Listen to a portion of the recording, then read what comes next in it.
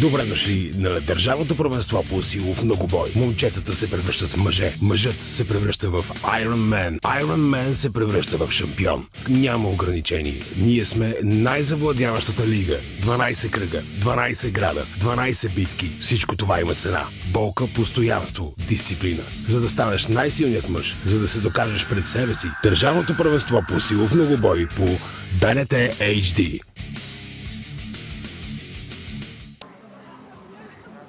Трети кръг от държавното първенство по силов многобой се проведе във вече традиционния ни град домакин Брезник.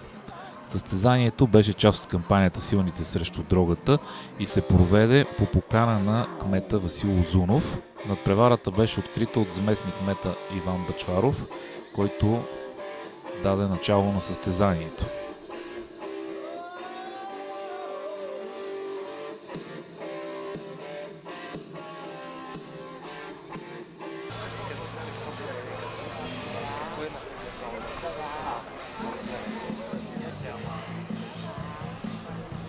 Първото упражнение в днешното състезание е доста тежка дисциплина – дърпане на камион 7 тона на 20 метра. Както знаете, реда на състезателите се определя от жребия. Жребия отреди пръв на старт да застане Иван Брянков. Иван Брянков е от Пещера, на 19 години, 135 кг, 1,90 е висок. Опитен и силен състезател на федерацията. Добре тръгва Иван. Набира добра линейна скорост. Доста е покачил личното си тегло от последните пъти, когато участваше на състезание. Майсторството също си подобрил. По-високото му лично тегло помага да тегли по-бързо. 21 секунди 97 стотни. Много добро постижение за Иван Брянков. Може би трябваше да падне на финала, за да спечели някоя секунда, но той прецени, че е доста бърз.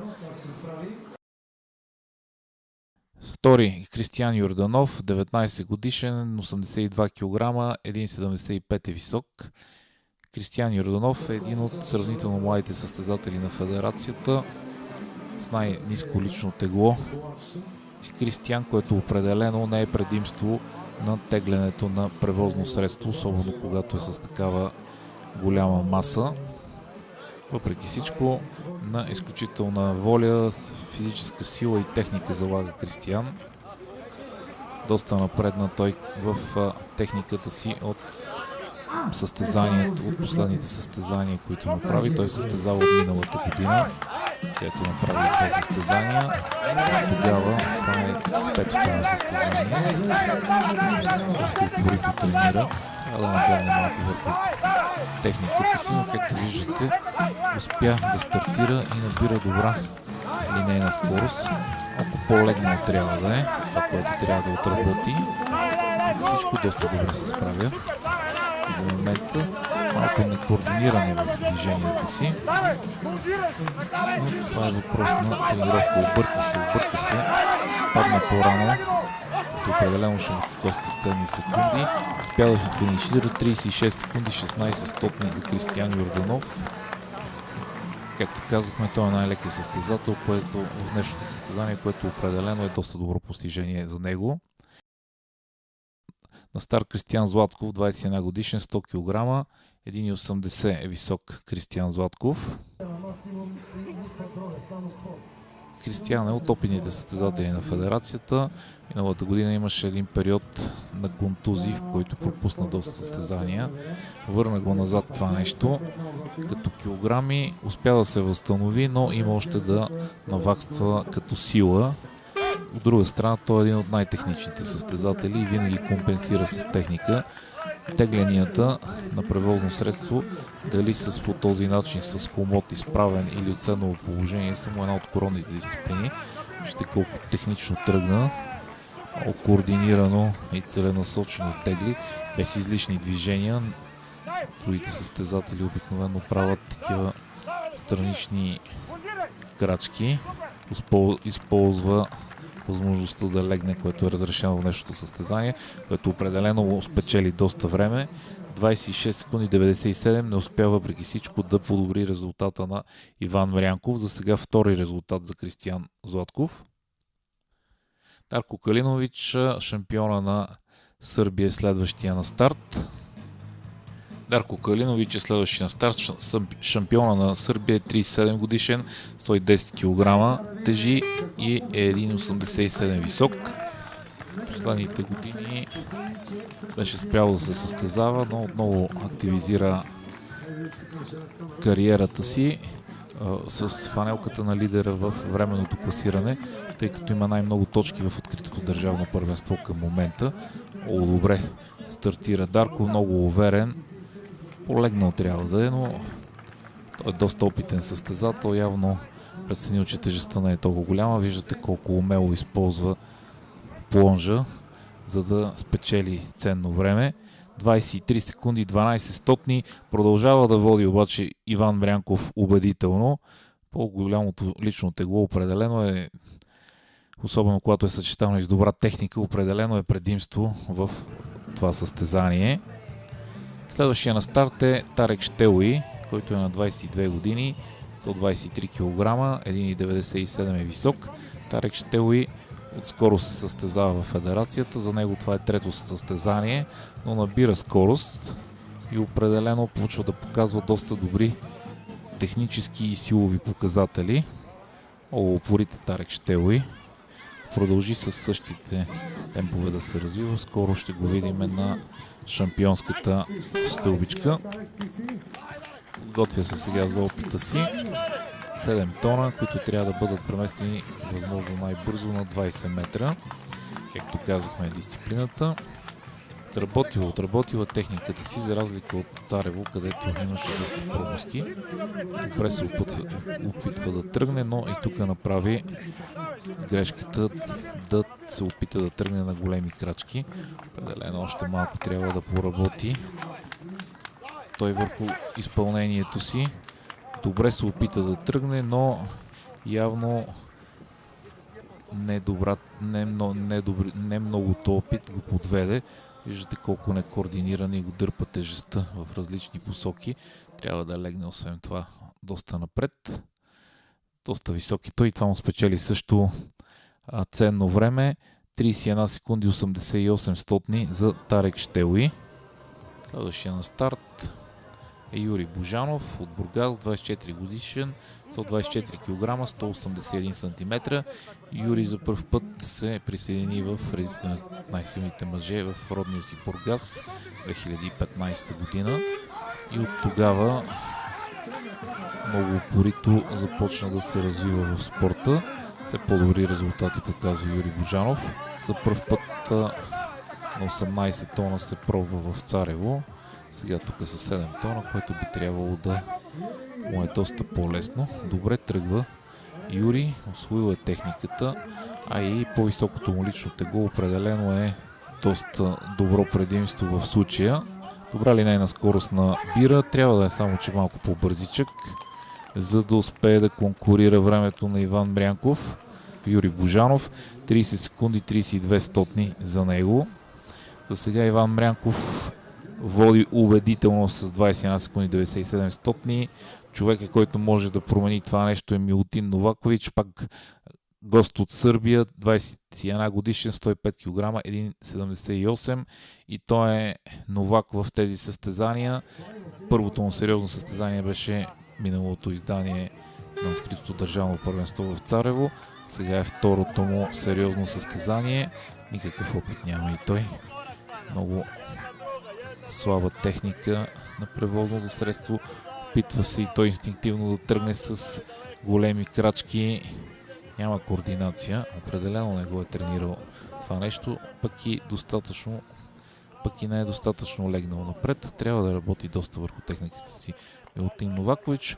Въпреки всичко е много упорит и продължава да се бори с камиона. Видим как ще финишира.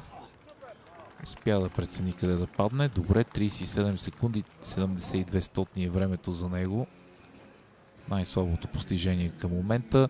Определено лидер в това състезание Иван Брянков, в това упражнение Иван Брянков с 21 секунди 97 точки.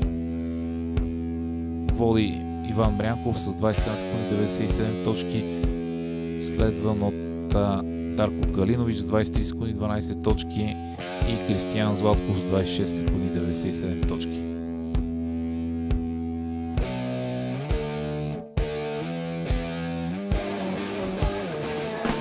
Добро представяне на камиона, 2 секунди те изпревари Иван. Тежко ли беше? Как го усети? Не беше толкова тежко, але Иван е по-голем от мен и за това. Царево, по-тежко ли беше упражнението? Беше по-тежко, беше камион по-тежък. Ще видим сега. Прогнози за изхода на нещото? Това ще бъде първо место. Пожелаваме ти. Айде. Много добро представяне на камиона. Явно доста си поработил от миналата година. Тежко ли беше? Как го усети? И камиона беше според мен е лейка за мен, защото аз това си го тренирам вкъщи, направил съм си оборудването за тегляне и си тренирам пред нас с друг камион. Видяхме, че ти е лек, все пак срещу наклона. Много добре се представи и много добро постижение. Да, и аз се надявам, че постижението е добро. Накрая само не бях. Мисля, че трябва през линията, което ме забави допълнително, но аз поставих добре преди това съм преди на тази секунда. Ти още малко можеше. От другите дисциплини, на коя мислиш така, че ще бъдеш най-силен? В другите дисциплини се надявам да съм първи, зависи какво ще покажа нататък с мен. Успех! Второто упражнение в днешното състезание в Брезник е силова щафета, където състезателите трябва да повдигнат колелата на Аполон, тежащи 70 кг 3 пъти, след това да преминат през гигантския дъмпел с тежест 40 кг, който отново трябва да бъде повдигнат 3 пъти и да повдигнат локлифт с тегло 120 кг. Доста сериозно изпитание. Пръв на старт ще е гостът ни от Сърбия Милутин Новакович. Той ще стартира първи, тъй като се е представил най-слабо на предната дисциплина, а именно дърпането на превозно средство. Едно успешно вдигане му отсвири съдията на Милутин Новакович. Не можа да изхвърли, не можа да координира движението от краката и това му попречи да вдигне. Да видим дали ще успее да направи тези 3 вдигания, които се изискват от него, за да премине на следващия уред в силовата щафета. Второ вдигане му призна съдията. Да видим дали ще се вмести в тайм лимита. 2 вдигания до момента. Отказа се Милутин Новакович. Определено колелата на Аполон го затрудняват. Доста сложно упражнение, както знаете. Втори на старт ще е Кристиян Йорданов. Лоста е доста по-дебел от обикновената щанга, около 50-60, което прави невъзможно състезателят да обхване така наречения лост, в случая с длани. Най-трудно е качването на нивото на гърдите. Обикновено състезателите ползват разменен хват. Усилен е Кристиян Йорданов, въпреки по-ниските си килограми. Не усеща тази тежест, много добра техника показа. Сега да видим как ще се справи с дъмпела. Право горе го качва, 40 кг изглежда не са тежест за него. Виждате каква техника ползва. Направо качва уреда горе, без да минава през рамото. Да видим на 120 кг локлифт как ще се представи, което е доста сериозна тежест. Както знаете, доста трудно е това упражнение, особено когато си и с по-малко килограми, какъвто е случай с Кристиян Йорданов. Дръжките са перпендикулярно, тежестта е отведена далече от тялото, което прави тези 120 кг непреодолимо препятствие, както изглежда за Кристиян Йорданов, въпреки че той не се отказва лесно.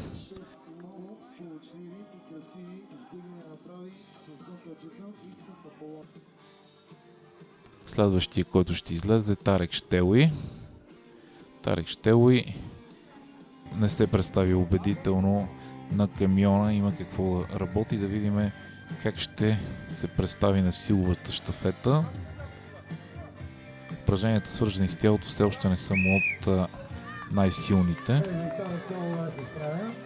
Но да видим как ще се представи на колелата на Аполон. 70 кг не са сериозна тежест за него. Направо ги качва горе, без да минава през гърдите, което показва, че това като тежест не го затруднява. Идеално дигане първото, което направи с дъмпела. Редува ръцете. За малко това щеше да го подведе. И трети успешен опит. И сега да видим най-сериозното изпитание в днешната силова щафета. 120 кг локлифт, което казахме, че е изключително сложно поради напречно поставените дръжки, както видяхте, и това, че тежестта е отведена на 20 см от тялото на атлета, което многократно увеличава тези 120 кг. Добре технически подходи Тарек, успя да ги изтъркаля по корема, за да не се изморява допълнително. Сега да видим дали ще успее да ги изтласка. Добре тръгна, но тежестта си е голяма. Има явно да поработи върху техниката си, а и доста горещото време днеска доста умори състезателите след първата дисциплина, където се натовариха доста. Но в този спорт е така, трябва да дават от всичко, да се изпитват, да изсеждат максимума от физическите си сили. Определено не е сериозна тежест и за него тези 70 кг. Право горе ги качва без никакво затруднение. Вече 2 успешни опита. Трети успешен опит. И от най-търтените състезатели е Юрий Божанов. Насякъде го следва сериозна гидка от родния му град Бургас. Да видим дали е тренирал дъмпела. 40 кг не е сериозна тежест, но когато си минал през други упражнения, понякога се оказва сериозен препъни камък. Трето успешно упражнение и на дъмпела. И сега да видим локлифта, който се оказа най-сериозното изпитание в това упражнение днес. Ако успее да го повдигне тези 120 кг Юрий Божанов, това ще е негов личен рекорд на състезание. Не е успял да преодолее до сега на състезание тази тежест. Отказа се, реши да пази силите си за по-нататъка.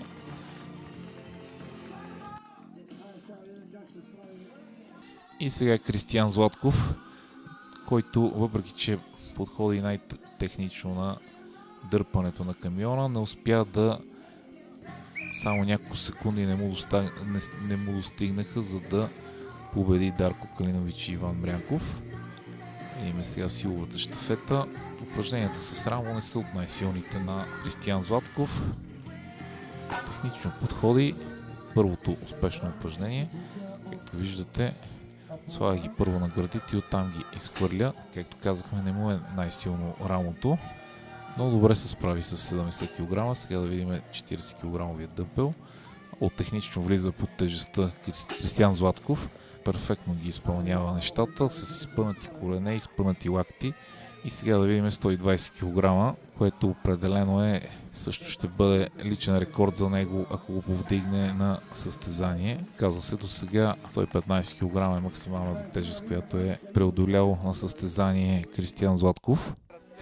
Сега с шампиона на Сърбия Дарко Калинович, който доста изгубил от личното си тегло, което го мъчи, но пък от друга страна е доста опитен състезател. Едва ли Аполон Уила или колелата на Аполон ще го затруднат. Както виждате, никакъв проблем за него.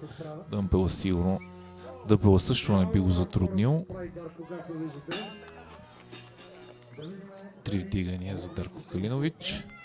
И сега да видим, той има 150 кг локлифт. Не би трябвало тези 120 кг да го затруднат. Да видим как ще се представи. Както виждате, изключителната жега в днешното състезание много възпрепятства състезателите. Не, отказа се и Дарко Калинович, който е с фанелката на лидера във временното класиране на днешното състезание, тъй като е състезател с най-много точки от проведените до сега 3 кръга държавно първенство. И сега водача във временното класиране, човека, който даде най-добър резултат на камиона, Иван Мрянков. Иван Мрянков е много силен в раменете. Очакваме от него тази силова щафета да не го затрудни по никакъв начин. 40 кг дъмпел също не е нещо, което ще спре Иван Брянков. Изключително бърз. Тъй като засичаме и времето в днешното състезание. Изключително бърз беше той. Осигури си първото място за момента. Както виждате, и 120 кг. Никакъв проблем за него. Той има на състезание 140 кг, за сега 150 кг на състезание му се опъват, но скоро ще ги преодолее и тях.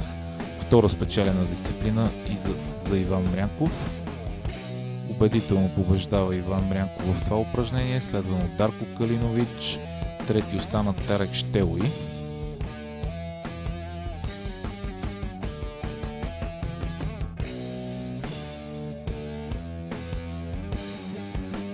Във временното класиране убедително води Иван Брянков с 2 спечелени дисциплини, следвано от Дарко Калинович и Кристиян Златков.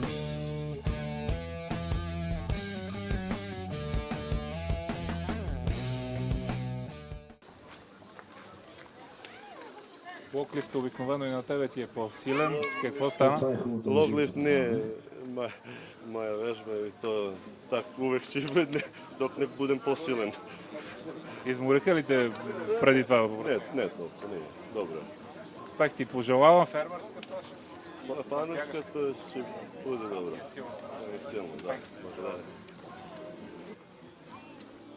Много силно състезание ти се получава до момента.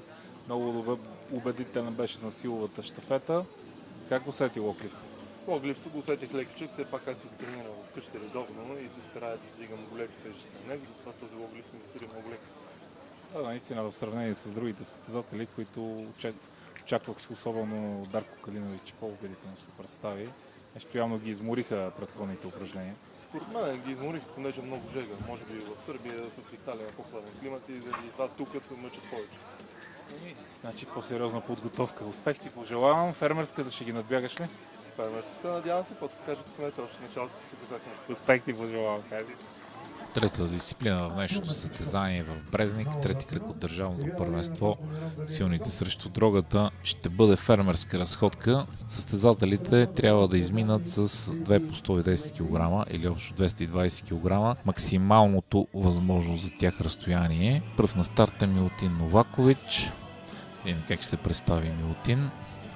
Още веднъж да ви обясня, това са 2 по 110 кг.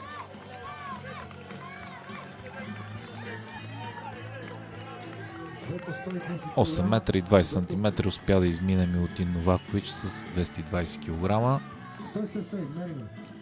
Един от младите състезатели на Сръбската федерация. Втори на старт Юрий Божанов. Юрий Божанов направи по-добро класиране на теглянето на камиона. Изостана в силовата щафета, но сега има възможност да се върне в играта. Фермерската разходка е от силните му дисциплини.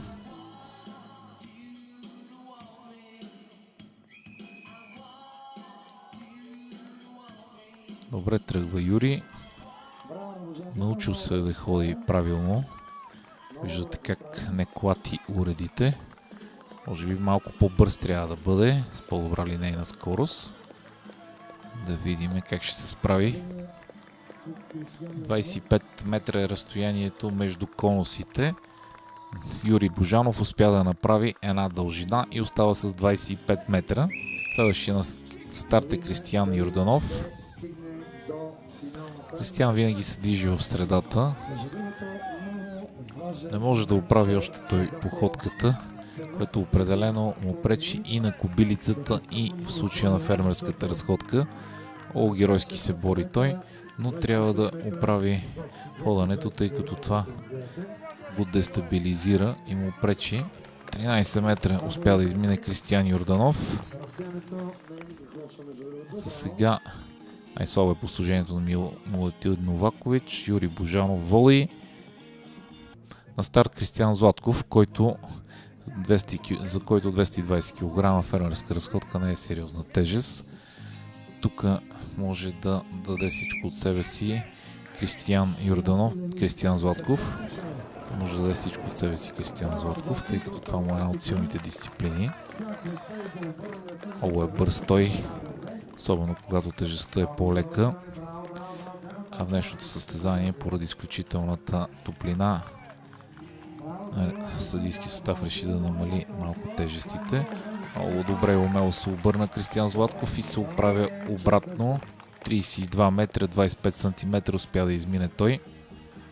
25 метра е цялата дистанция между конусите, както казахме, между които трябва да се въртат състезателите. Първо време за момента, доста сериозно постижение, 32 метра 25 см. Сериозна ръкавица хвърли на своите опоненти Кристиян Златков. Следващия на старт е Тарек Щелуи. Както казахме, за него това е четвърто състезание в неговата кариера. Подготвя се Тарек Щелуи. Видим дали ще е първият състезател, който ще успее да направи две пълни дистанции. И Дарко Калинович и Иван Мрянков са много силни на това упражнение. Да видим как се е подготвил Тарек Щелуи. Доста силен хват има той. Много е важно да успее да балансира нещата. Ако разлюля и клати тежестите, като определено натоварва хвата му, но добра линейна скорост разви той. С повече, че е доста висок и неговите крачки са доста големи. То определено му дава бързина. Добре се обърна, можеше малко да поработи върху бързината на обръщане. Повлече го въпреки всичко една от тежестите, но успя да задържи той. Да видим дали ще успее няколко метра го делът от втора пълна дистанция.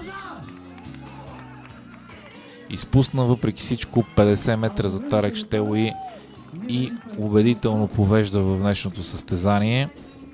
Сега да видим отговора на Дарко Калинович, който е, както знаете, много опитен и силен състезател.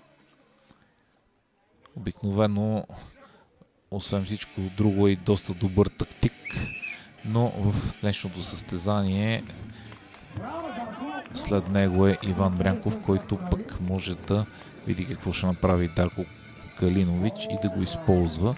Обикновено Дарко Калинович гледа да е първи на всичките упражнения, за да може да следи внимателно състезанието.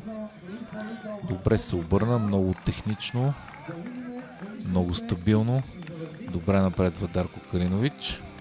Изключително бърз. Да видим дали ще успее да реализира второто обръщане. Опита си опит. Много добре успя да се справи. Обаче го повлече тежестта. Поред мен искаше да направи още някой друг метър, тъй като не знае на какво е способен Иван Мрянков, но хвата му изпусна. Успя се пак да засили тежестта, за да си спечели още някой сантиметър.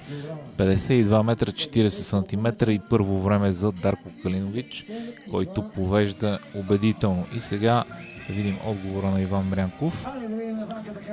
Иван е изключително силен на фермерската разходка. Убедително тръгва, без да си дава зор. Според мен е убеден, че ще измине по-голяма дистанция. Значи е много стабилен. Въпреки всичко трябва да оправи походката. Клати при ходенето, но пък компенсира с изключителната си физическа сила.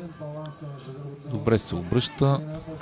Повлече го тъжестта, но, както казахме, това, че е повишил личното си тегло, изключителната му сила му позволява да компенсира при завъртането, че не беше съвсем технически изряден. Второ завъртане прави, тук е доста по-техничен. Въпреки всичко пак го повлече тежестта, но виждате колко е силен. Успя да измине още няколко метра преди да остави уредите. 55 метра 40 сантиметра. Според мен е съвсем тактически подходи, просто с няколко метра изпревари Дарко Калинович. И първо време за Иван Мрянков. 55 метра 40 сантиметра. Иван Мрянков убедително повежда в днешното състезание. Първи в това упражнение Иван Мрянков с 55 метра 40 см, последван от Дарко Калинович с 52 метра 40 см и трети остана Тарек Щелуи. Временното класиране убедително води Иван Брянков с 21 точки, следвано от Дарко Палинович с 18 точки. Трети за момент е Кристиян Златков с 13 точки, последван от Тарек Щелой също с 13 точки. Много обещаващо се очертава продължението на това състезание. Гледайте ни следващата седмица, като ще излъчим втора част на държавното първенство от град Брезник. Фермерската разкопка ти е обикновено доста силна дисциплина. Тарек те изпревари обаче, защото изпусна нещо, така видяхме на спъна ли си или какво? Ами, както винаги има силни на сагови, днес мога да кажа, че ми е един от сагите ви, които няма много издържливост и жегата е голям фактор. Да, защото тръгна много убедително, много добре. Да, но има проблем с самия завой, който ме осучва и изморява захвата и отпуска и Те го тренирали достатъчно. И успех ти пожелаваме на следващото упражнение. Ванка, отново убедително представяне. Според мен можеш още малко, но и тебе те услуга тежестта. Не си тренирал, изглежда, за въртанията. Не, това не го тренирам. Вкъщи аз обикновено на едната посока пускам, обръщам се и хващам обратно. Това не го тренирам, да. Това е най-трудното в този момент, за въртане. Да, за въртането, както каза Кристиян, се отпуска хвата и допълнително те изморява повече. Въпреки това успя да победиш Дарко. Той чисто тактически така беше по-добре, нямаше смисъл да се напълваш, въпреки че ти беше твърдо решен да стигнеш на 60 метра според мен. Да, исках да стигна на 60 метра, за да съм сигурен просто, че съм по-добър, по-бързо, по-далеч на стигнал от него. Успех ти пожелавам, другия път ще го докажеш, сега на кобилицата ще мога да го докажеш. Сега на кобили ще видим как се представим и така. Успех! Мерси. Днес на гости ни е един състезател, известен с своята упоритост и всеотдайност в тренировките, превърнал работата си и хоби в едно и преследващ неотлъчно своите цели. Представям ви състезателката категория бикини Жана Димитрова. Здравейте! Здравей, Снежи! Здравейте! Отпочина ли вече от състезанията? Не точно, защото започнахме веднага след това подготовка за републиканското, което ще се проведе през септември или октомври, мисля. Да, октомври, мисля, че е на 8 и 9 октомври. Как се чувстваш? Добре, поморена, но добре. Края на седмицата.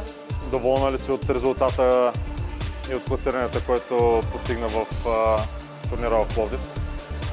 Определено имам много прогрес от миналата година. Покачих доста мускулна маса.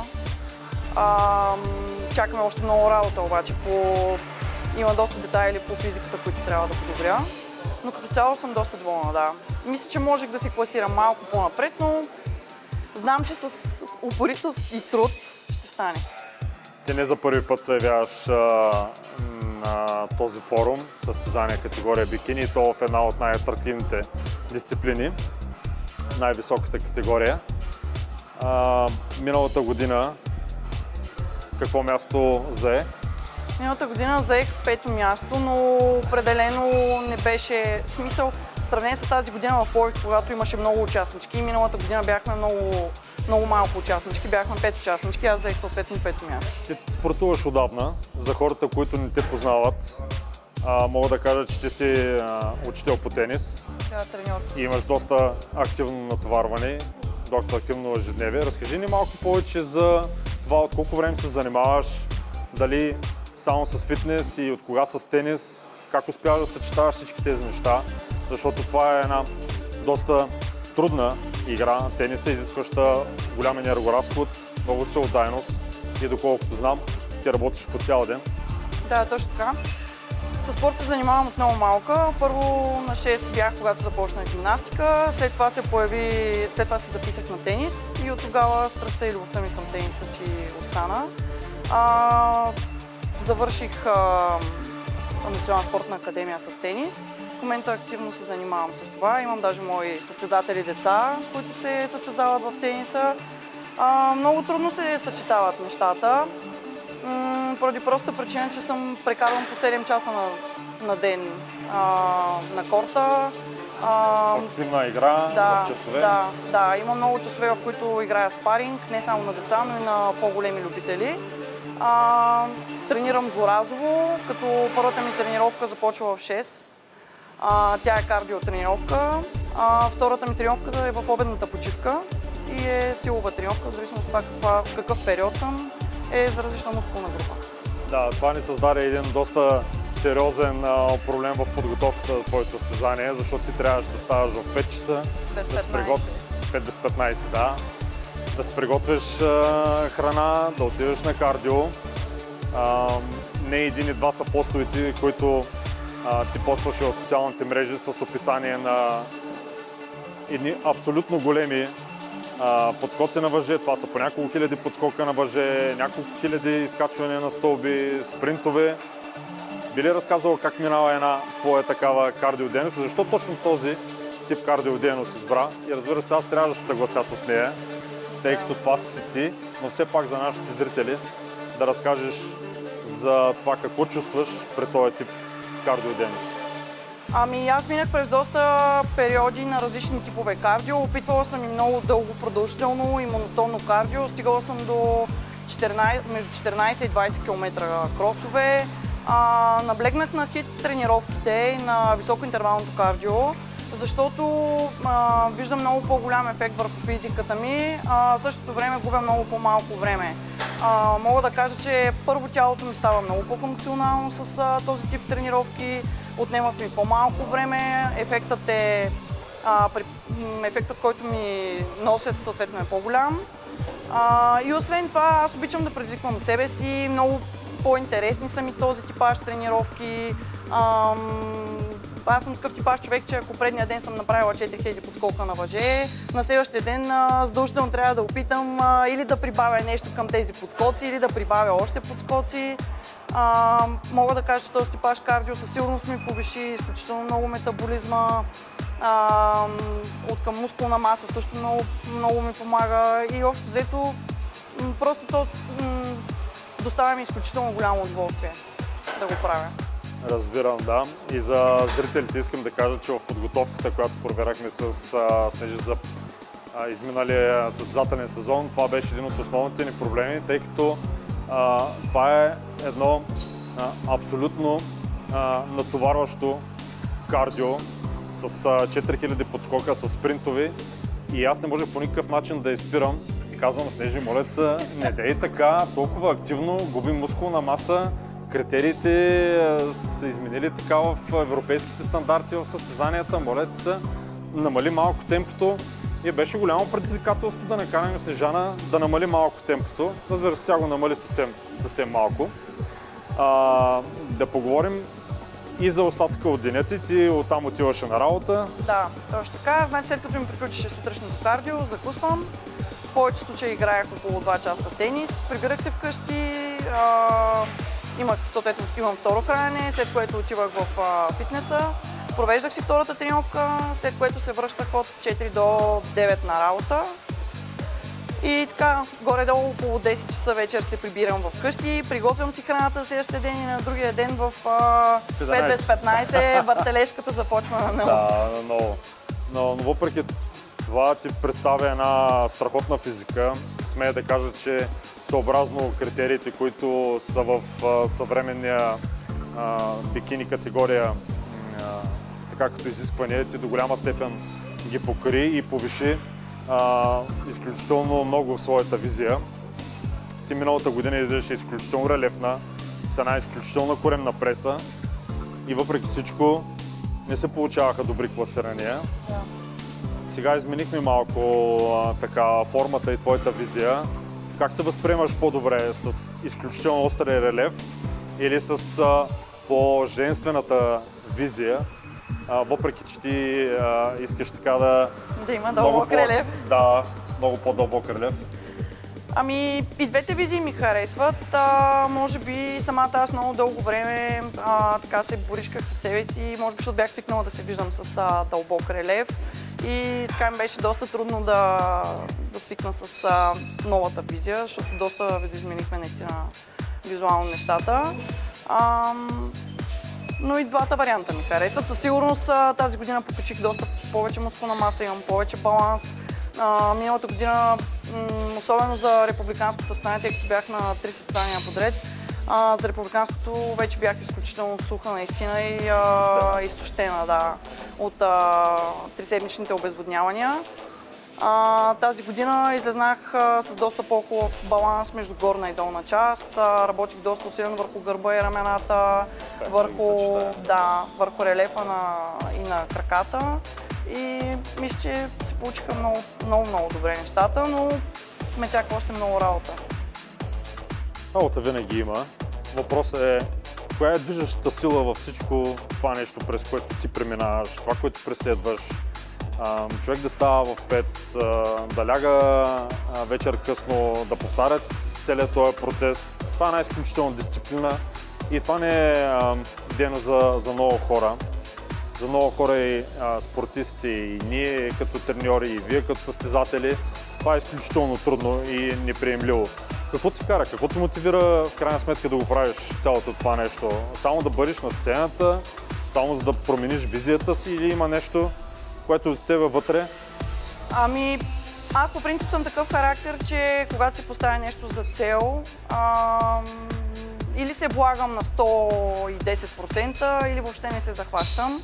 Това е едната причина. Втората причина е, че аз обичам всички тези тежки тренировки, обичам цялото това време, което прекарвам на корта, цялото време в залата. Обичам изтощителните кардио тренировки, обичам излизането на сцената. Значи, когато искаш и когато желаеш нещо... Знаете ли, на времето моят треньор, който ми беше по тенис, ми беше казал, че ако човек си постави нещо за цел и истински го иска, ама наистина го иска, абсолютно никой нищо не може да го спре. Наистина всичко е в... Тази сила е точно вътре в всеки един човек и аз вярвам вече със сигурност, че което не става с труд и воля, става с двойно повече труд и воля. Точно така. Но и със силното желание да го постигнеш. Но най-вече може би движещата сила е това, че обичам всичко това, което правя. Да, това е много важно. Това е много важно. Следващата ни цел, това е републиканското през октомври месец. Ние започнахме вече да работим, макар и вработвайки нещата. Ти със силно ще бъдеш пак на същия темп, което ще ми изправи косите отново по отношение на правилно съчетаване на хранителни и тренировъчни режими. Как виждаш, съобразно изминалото европейско първенство, победителките в твоята категория, визията, която се налага, съобразно с това каквото трябва да бъде и на републиканското? Разликата, която виждам от Олимпия е, че на европейското първенство, специално в моята категория, като че ли повече се набляга на релефа тази година. За твоя радост? Да, за моя радост. Така че моят треньор Румен Спецов ще трябва да се съобрази с критериите. Аз съм доволна, защото аз харесвам по-дълбокият релеф. Ние трябва да се съобразяваме в крайна сметка с европейските и световни тенденции. Точно така, точно така. Ние сме част, нашата федерация, от цялото европейско и световно семейство на IFBB. Благодаря ти много за участието. И едни финални думи към нашите зрители. На вашите зрители искам да пожелая и по-скоро да им кажа, ако истински искат нещо, винаги има начин. Благодаря ти много. Аз съм Румен Спецов и това бяха Супер сериите Плюс.